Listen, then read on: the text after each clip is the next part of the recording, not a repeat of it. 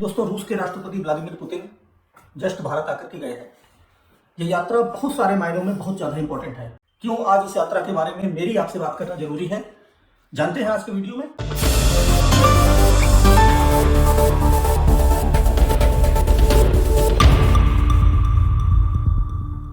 नमस्कार दोस्तों, मेरा नाम है अमित और आप देख रहे हैं माय व्यूज। सबसे पहले एक छोटी सी कहानी से शुरुआत करते हैं। कहानी कुछ इस तरीके की है कि दूसरा विश्व युद्ध चल रहा था और रशिया में जो इनकी सेना युद्ध लड़ रही थी, वहां पर एक सैनिक की तैनाती अपने गांव से कुछ दूर पर ही हो जाती है। इस कहानी की आजकल बहुत चर्चा है, तो मैं इस कहानी से ही शुरुआत करना चाहूंगा। तो वो सैनिक सोचता है कि चलो हमारे पास में तैनाती हो गई है तो अपने घर भी जरा हो आते हैं।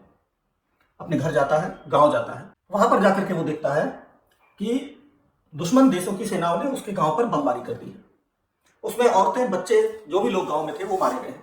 घबरा जाता है क्योंकि उसकी वाइफ भी उसी गांव में रहती थी। होता क्या है कि जब वो लौट रहा होता है तो जिस ट्रक में लाशों को लादा जा रहा था कि उनको यहां से ले जाकर के दफनाया जाएगा, उसमें उसे अपनी बीवी के जूते नजर आ जाते हैं जो उसने अपनी बीवी को कुछ ही दिन पहले गिफ्ट किए थे। वो दौड़ता हुआ उस ट्रक के पास जाता है, लाशों के बीच से उस लाश को निकालता है। पता ये चलता है कि सांसें अभी तक चल रही थी। वो जो उसकी पत्नी थी, उस सैनिक की, वो भी जिंदा थी। तुरंत आनंद वानंद में हॉस्पिटल ले जाया जाता है।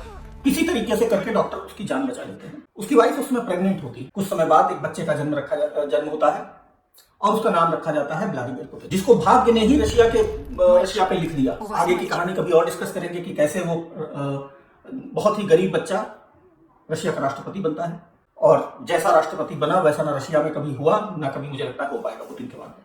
उसने रशिया को कहां से कहां ला करके खड़ा कर दिया। खैर, ये शुरुआत की कहानी थी। भारत अभी राष्ट्रपति पुतिन आते हैं, नरेंद्र मोदी जी से मुलाकात करते हैं।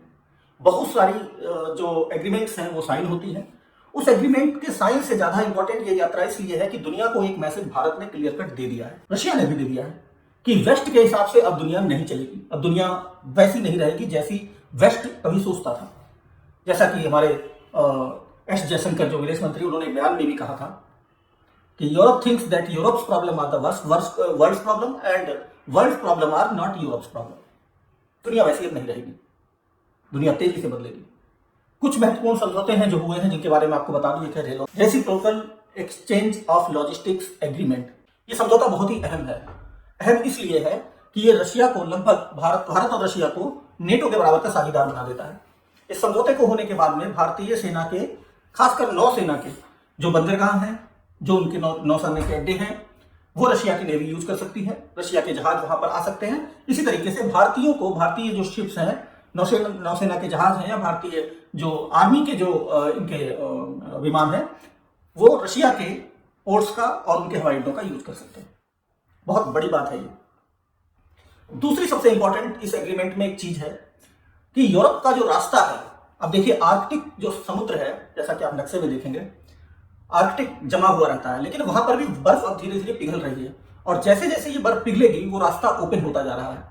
वहां तक भारत की अब सीधी पहुंच हो जाएगी, क्योंकि वहां पर लगभग 12 रशिया के पोर्ट्स हैं, बहुत इंपॉर्टेंट पोर्ट्स हैं। चेन्नई व्लादिवोस्टॉक कॉरिडोर एक नया बनाया जा रहा है। यूरोप तक सीधी पहुंच हो जाएगी और ये रास्ता लगभग 40% छोटा है। यूरोप तक का जो नॉर्मल रास्ता है उससे ये रास्ता 40% छोटा है।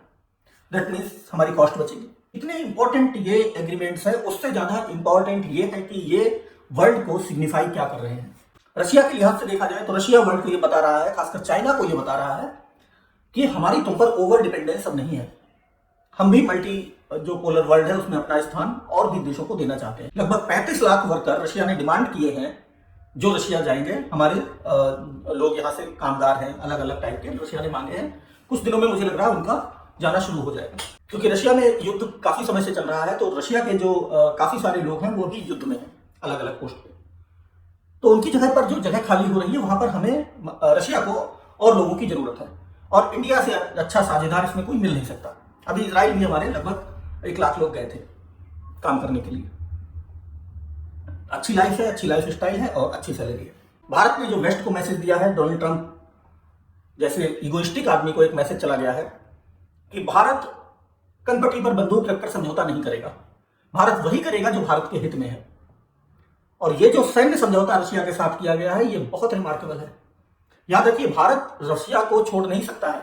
सोवियत संघ के जमाने से हमारी ओवर डिपेंडेंसी रशिया पे है। रशिया ने बिना क्वेश्चन किए हमको टेक्नोलॉजी भी ट्रांसफर करी है, हमारी हेल्प भी करी है 1971 वार के दौरान में, जब अमेरिका ने तो लगभग हमला करने के लिए भेज दी थी अपनी आर्मी। ऐसे में भारत और रशिया के ये संबंध बहुत ज्यादा इंपॉर्टेंट हो जाते हैं, जहां एक इगोइस्टिक आदमी उसको ये दिखाना कि तुम्हारे इतने ज्यादा टैरिफ्स के बावजूद भी हम 8.2% की ग्रोथ जीडीपी की ले सकते हैं। शॉक्ड है दुनिया। आईएमएफ ने जो सबसे बड़ा भी अनुमान लगाया था वो 7.1 या 7% के आसपास लगाया था। 8.2 की ग्रोथ बहुत बड़ी है, और वो डिस्पाइट टैरिफ। आप समझिए कहां पर भारत आ रहा है। बहुत तेजी के साथ समय को हम लोग बदलता हुआ देख रहे हैं। भारत रशिया संबंध अब तेजी से और ज्यादा प्रगाढ़ होते जा रहे हैं। इसका सीधा फायदा भारत के लोगों को भी होगा, और भारत सरकार और आर्मी को तो अपना अपना फायदा है। आम जनता पर भी इसका इफेक्ट पड़ना शुरू हो जाएगा। और जो चीजें अभी तक अमेरिका जाती थी, एक्सपोर्ट होती थी, रशिया ने साफ कहा है कि रशिया उनको यहाँ रशिया मंगाएगा। दूसरी एक बहुत इंपॉर्टेंट बात यह है कि अभी भी आत्मनिर्भर भारत का मुहिम भारत सरकार ने चला रखी है। उसके बावजूद भी लगभग 40 से 50% रशिया की जो वेपनरी है वो हम लोग यूज करते हैं। तो उसका ज्वाइंट प्रोडक्शन भारत में होगा, ये भी एग्रीमेंट का हिस्सा है। कुल मिलाकर के ये यकीन मानिए कि भारत अब नेहरू एरा से बाहर आ चुका है। झुकना भारत ने छोड़ दिया है। अपनी शर्तों पर, अपने हित में जो फैसले हैं वो भारत ले रहा है, और आगे इसी पथ पर भारत चलता रहे, ऐसी हमारी कामना है। आप लोगों का इस बारे में क्या विचार है, क्या आप सोचते हैं, अपने थॉट्स हमें जरूर कमेंट सेक्शन में लिख करके बताइए। अगर ये वीडियो अच्छा लगता है, एनालिसिस अच्छी लगती है, तो आप इसे अपने दोस्तों के साथ शेयर करिए, इसे लाइक जरूर करिए, जिससे कि हमारी रीच बढ़े। इतना छोटा सा सपोर्ट तो आप सब लोग कर ही सकते हैं। चलिए आज के लिए इतना ही। बहुत बहुत धन्यवाद। जय हिंद।